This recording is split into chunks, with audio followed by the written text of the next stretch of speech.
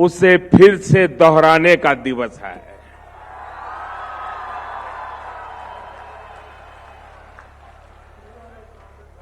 और चुरू की धरती से मैं देशवासियों को फिर से एक बार 2014 के मेरे इन शब्दों को मां भारती के वीरों को नमन करते हुए आज मैं फिर से दोहरा रहा हूं।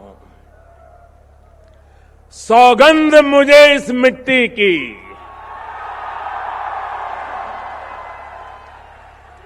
सौगंध मुझे इस मिट्टी की, मैं देश नहीं मिटने दूंगा। मैं देश नहीं रुकने दूंगा। मैं देश नहीं झुकने दूंगा।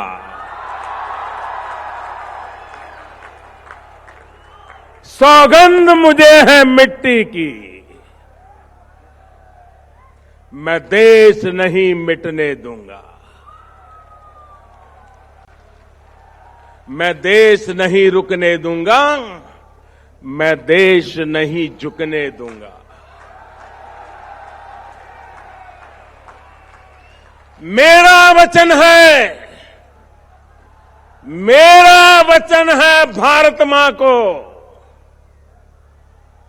मेरा वचन है भारत मां को, तेरा शीश झुकने नहीं दूंगा।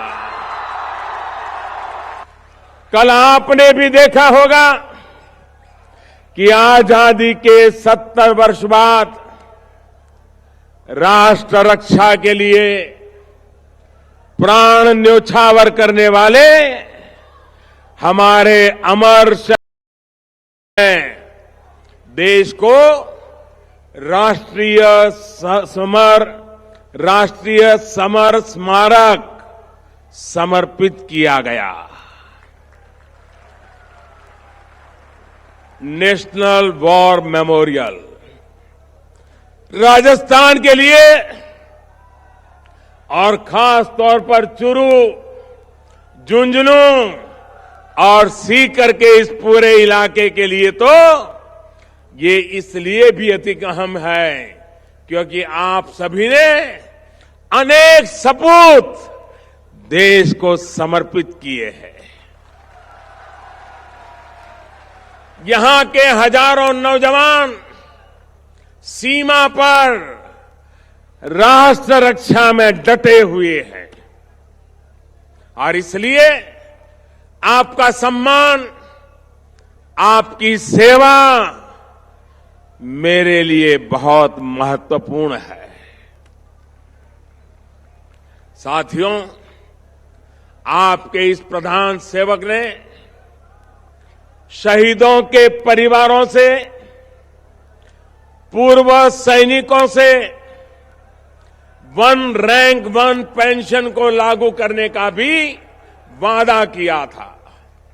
मुझे खुशी है कि चूरू और राजस्थान के हजारों परिवारों सहित देश भर के 20 लाख से अधिक सैनिक परिवारों को वन रैंक वन पेंशन का लाभ मिल चुका है। इस योजना के लागू होने के बाद हमारी सरकार 35,000 करोड़ रुपए 35,000 करोड़ रुपए ये हमारे फौजी परिवारों को वितरित कर चुकी है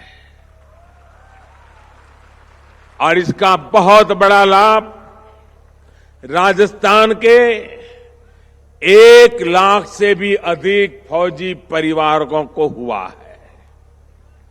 भाइयों और बहनों, आपका ये प्रधान सेवक ये काम इसलिए कर पा रहा है क्योंकि हमारे लिए खुद से बड़ा दल है और दल से भी बड़ा देश है।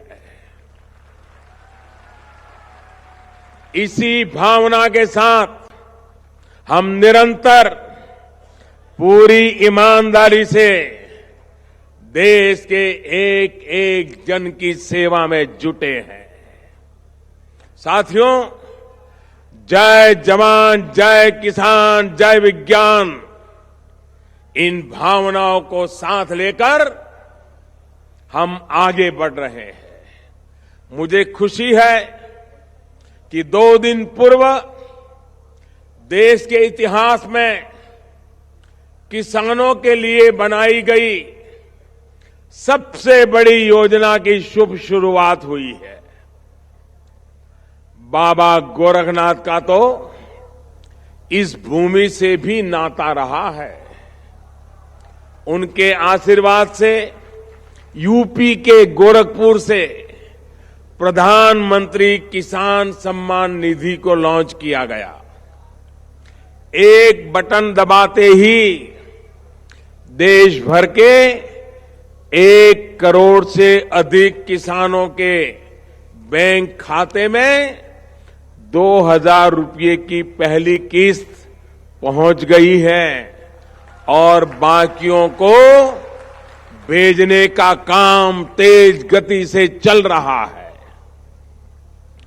साथियों, जो रुपये सीधे मोदी सरकार देश के 12 करोड़ से ज्यादा छोटे किसान परिवारों को देने वाली है, उसमें चूरू और राजस्थान के भी 50 लाख से अधिक किसान परिवार शामिल है। 50 लाख किसान परिवार। लेकिन मेरे भाइयों बहनों, खास करके राजस्थान के मेरे बहनों, दुख की बात यह है कि परसों जिन 1 करोड़ से अधिक किसान परिवारों को मोदी सरकार की तरफ से सीधी मदद की पहली किस्त पहुंची, उसमें चूरू का, राजस्थान का एक भी किसान परिवार नहीं है।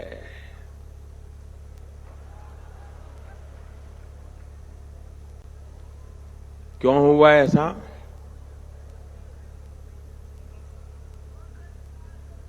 इसलिए हुआ क्योंकि यहां की सरकार ने अभी तक केंद्र सरकार को लाभार्थी किसानों की सूची ही नहीं भेजी है।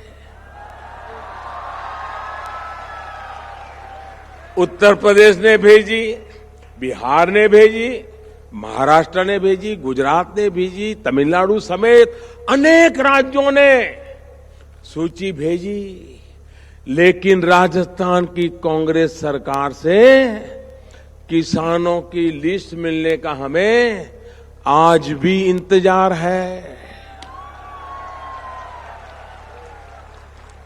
मैं राजस्थान की कांग्रेस की सरकार को इस चूरू की धरती से, राजस्थान की भूमि पर आकर के आग्रह पूर्वक विनती करता हूं कि वो किसानों के हित के लिए हमने जो योजना शुरू की है, इस योजना को रोकने का प्रयास न करें, राजस्थान के किसानों का नुकसान न करें। आप मुझे बताइए भाइयों, राजनीति अपनी जगह पर है, लेकिन किसानों का हक रोकना चाहिए क्या? रोकना चाहिए क्या? अगर दिल्ली सरकार देती है तो मिलना चाहिए, नहीं मिलना चाहिए? अगर किसानों के जेब में पैसा आएगा, खर्चा करेगा, तो राजस्थान का भला होगा कि नहीं होगा? राजस्थान के किसान का भला होगा कि नहीं होगा? लेकिन पता नहीं, मुझे समझ नहीं आ रहा है हमारे कांग्रेस के मित्रों को हो क्या गया है। साथियों, आपके इस प्रधान सेवक ने किसानों के लिए जो योजना बनाई है, उसका लाभ आपको निरंतर होगा। भले वो आज देर कर रहे हो लेकिन हम पीछे लगे हैं। सूची लेकर के रहेंगे और राजस्थान के किसानों को भी पैसा पहुंचा के रहेंगे। और अभी की स्थिति के हिसाब से ही 75,000 करोड़ रुपए हर वर्ष किसानों के बैंक खाते में सीधे बिना किसी बिचौलिए के, कोई दलाल के बिना सीधे सीधे किसानों के खाते में जमा हो जाएंगे। इसका मतलब ये हुआ कि अगले 10 साल में 7.5 लाख करोड़ रुपए किसानों के बैंक खाते में ट्रांसफर किए जाने वाले हैं। 7.5 लाख करोड़ रुपया। और इसके लिए किसानों को कुछ नहीं करना है। आपके फोन पर संदेश आएगा कि पैसे जमा हो गए हैं, फिर बैंक में जाइए, एटीएम में जाइए, पैसे निकालिए और बीज, खाद, दवा जैसे अनेक।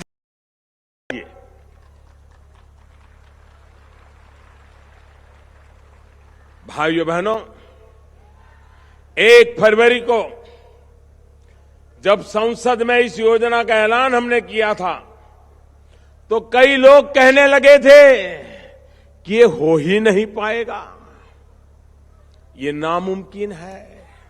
लेकिन अब नामुमकिन मुमकिन है, क्योंकि ये मोदी सरकार है। 25 दिन के भीतर भीतर किसानों के खातों में पहुंचनी शुरू हो गई। साथियों, देश के किसान, देश के गरीब का कल्याण हमारी सरकार की प्राथमिकताओं में है। लेकिन जब उनसे जुड़ी योजनाओं पर भी राजनीति की जाती है तो दुख होता है। इसका एक और उदाहरण आयुष्मान भारत योजना। इस योजना के तहत देश भर में 50 करोड़ गरीबों को हर वर्ष 5 लाख रुपए का मुफ्त इलाज सुनिश्चित किया जा रहा है। अभी तक देश में 13 लाख से अधिक गरीब मरीजों को मुफ्त में इलाज मिल चुका है। लेकिन इसमें भी, इन 13 लाख लोगों में भी राजस्थान का एक भी भाई, एक भी बहन या एक भी बच्चा नहीं है। कारण क्या है? क्या कारण है? क्या कारण है? सारे देश को मिला, क्योंकि यहां की कांग्रेस सरकार ने इस योजना से जुड़ने के लिए भी गंभीरता नहीं दिखाई है। मेरा राजस्थान सरकार से ये भी आग्रह है कि जल्द से जल्द आयुष्मान योजना से जुड़कर यहां के गरीब परिवारों के जीवन को आसान बनाने का काम करे। साथियों, स्वास्थ्य हो, शिक्षा हो, हमारी सरकार सबका साथ, सबका विकास के मंत्र पर चल रही है। हम ऐसे लक्ष्य पूरे करने का प्रयास कर रहे हैं जिनके बारे में पहले कोई सोच ही नहीं सकता था। ये बदला हुआ भारत नई रफ्तार के साथ काम कर रहा है। मुझे इस बात का गर्व है कि पिछले 4 साल में ही गरीबों के लिए 1.5 करोड़ मकान बन चुके हैं। स्थिति ये है कि अगर पुरानी गति से हम काम करते तो हमें इतने मकान बनाने में शायद कई दशक लग जाते और 3 पीढ़ी तक शायद पक्का घर रहने को नहीं मिलता। राजस्थान में भी प्रधानमंत्री आवास योजना के तहत 7 लाख से अधिक घर गरीबों के बन चुके हैं, जिसमें से 7,000 से अधिक ये हमारे चूरू जिले में ही बने हैं।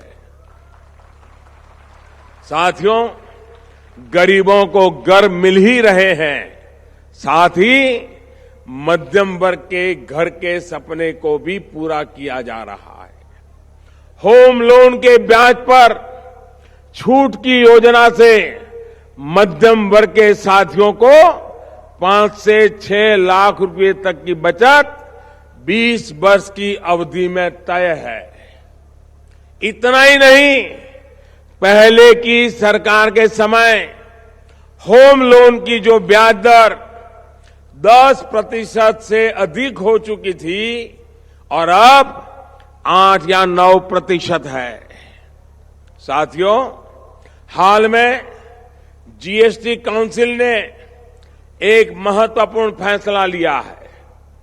घरों पर लगने वाले जीएसटी में बड़ी कटौती की गई है। अंडर कंस्ट्रक्शन प्रोजेक्ट्स में मकानों पर जीएसटी अब 12% से घटाकर सिर्फ 5%, तो एफोर्डेबल हाउसिंग पर इसको 8% से घटा करके सिर्फ 1% किया गया, 1% नाम मात्र का। इससे मध्यम वर्ग के उन साथियों को लाभ तय है जो घर खरीदने की सोच रहे हैं। इतना ही नहीं, एफोर्डेबल हाउसिंग की परिभाषा भी बदल गई है। दिल्ली एनसीआर, बेंगलुरु, चेन्नई, हैदराबाद, कोलकाता और मुंबई जैसे शहरों में 60 वर्ग मीटर कारपेट एरिया तक के घर एफोर्डेबल माने जाएंगे, जबकि नॉन मेट्रो शहरों में 90 वर्ग मीटर तक के घर एफोर्डेबल माने जाएंगे, जिनकी अधिकतम कीमत 45 लाख रुपए होगी। साथियों, केंद्र सरकार की तरफ से चूरू के विकास के लिए, आप सभी के जीवन को आसान बनाने के लिए अनेक कदम उठाए गए हैं। वसुंधरा जी की सरकार के समय ही यमुना का पानी चूरू के अनेक इलाकों तक पहुंचा और अगर यहां की सरकार ने गंभीरता दिखाई तो बाकी जगहों तक भी जल्द ही यमुना का पानी पहुंच जाएगा। इसी प्रकार हमारी सरकार द्वारा इस क्षेत्र की कनेक्टिविटी पर विशेष बल दिया गया है। गांवों में सड़कों पर तेजी से काम किया गया है। वहीं नेशनल हाईवे का निर्माण भी तेज गति से हो रहा है। सिरसा से चूरू वाया नोहर, साहबा और तारानगर नेशनल हाईवे को लेकर भी प्रक्रिया तेजी से पूरी की जा रही है। इसके अलावा अनेक नई ट्रेनें इस पूरे क्षेत्र में शुरू की गई हैं। यहां रेल लाइनों के बिजलीकरण का काम भी तेजी से चल रहा है। जिन जगहों पर अभी भी रेल कनेक्टिविटी की संभावना है, उनको भी जोड़ने का प्रयास किया जा रहा है। भाइयों और बहनों, सड़क हो, रेल हो, बिजली हो, पानी हो, गरीबों को अपना घर हो, शौचालय हो, गैस का कनेक्शन हो, भारतीय जनता पार्टी की सरकार ने इन सुविधाओं से सामान्य मानवी को जोड़ने का प्रयास किया है। इसी तरह उज्ज्वला योजना के तहत 50 लाख से अधिक रसोई गैस के मुफ्त कनेक्शन दिए गए हैं, जिसमें से 1.5 लाख से अधिक चूरू की ही मेरी गरीब, दलित, वंचित माताओं बहनों को मिले हैं। देश के विकास में, देश के संसाधनों पर सबको समान अवसर मिले, यही हमारा प्रयास है। साथियों, गरीब का, किसान का, जवान का और नौजवान को सम्मान देने का प्रयास अगर संभव हो पा रहा है तो इसके पीछे एक ही ताकत है। कौन सी?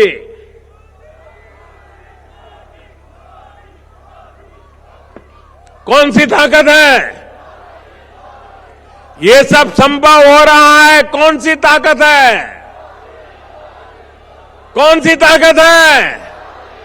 कौन सी ताकत है?